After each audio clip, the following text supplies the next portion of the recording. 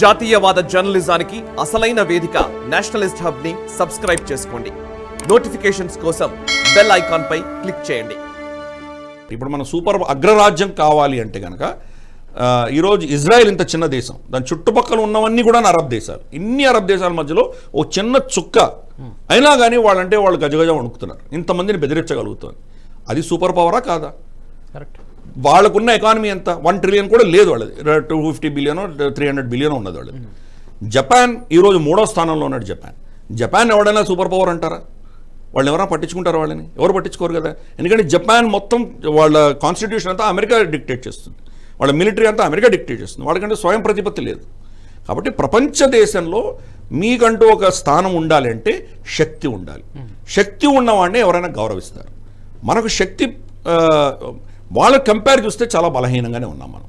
ఎందుకంటే మన సరిహద్దులను ఎవరితో కంపేర్ అంటే ఈ సోకాల్డ్ అగ్రరాజ్యాలను చైనా కావచ్చు, అమెరికా కావచ్చు, వీళ్ళందరూ చూస్తే మనం వాళ్ళతో కంపేర్ చేస్తే మనం బలహీనంగానే ఉన్నాం. మన సరిహద్దులు కాపాడుకోవడంత శక్తి మన దగ్గర ఉన్నది. మన దేశంలో ఎవడు రాకుండా ఆపగలిగిన శక్తి మనకు ఉన్నది. కానీ రేపు అగ్రరాజ్యం అయ్యామంటే ఈరోజు మనం ఏం చేస్తున్నామో అది చేయగలగాలి. ఈరోజు హౌతీల దగ్గరికి వెళ్ళాము, మనం రెడ్ సీకి వెళ్ళాము, అక్కడ రక్షణ మన కలిగిస్తున్నాం. చైనా షిప్పులు కానీ, అమెరికా షిప్పులు కానీ, ఆఖరికి పాకిస్తాన్ షిప్పులను కూడా మనమే రక్షించాం మనం. అంటే అది మన శక్తి. మన సరిహద్దులు కాకుండా ప్రపంచవ్యాప్తంగా కనీసం మన ప్రాంతంలో అయినా మనం వెళ్ళి రక్షణ కలిగించేటువంటి పరిస్థితికి మనం వచ్చిన రోజు అగ్రరాజ్యం అవుతాం.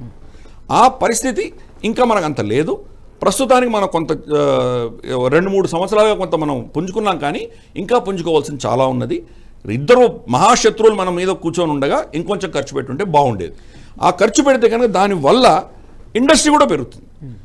గతంలో మనకు industrial corridors, defence industrial corridors అని చెప్పి ప్రభుత్వం అనౌన్స్ చేసింది. పాజిటివ్గానే ఉన్నాయి, కానీ సరిపోదు అని మరి కొంచెం ఎక్కువ నిధులు కేటాయించుంటే బాగుండేది నా అభిప్రాయం. చూద్దాం. ఎనీవే ఓట్ ఆన్ అకౌంట్ కాబట్టి దీంట్లో పెద్ద సర్ప్రైజెస్ ఏమి ఉండవు. మళ్ళీ ప్రభుత్వం మళ్ళీ ఎన్నుకొని వచ్చిన తర్వాత మరి ఎటువంటి నిర్ణయాలు తీసుకుంటారో చూద్దాం. ఈ వీడియో మీకు నచ్చినట్టయితే లైక్ చేయండి, 10 మందికి షేర్ చేయండి. అలాగే కామెంట్ల రూపంలో మీ అభిప్రాయాలను మాతో పంచుకోండి. Nationalist hub group of channels ను సబ్స్క్రైబ్ చేసుకుని తెలుగునాట జాతీయవాద జర్నలిజాన్ని ప్రోత్సహించండి. ఈ వీడియో కింద ఉన్న బెల్ ఐకాన్ పై క్లిక్ చేయడం మర్చిపోవద్దు.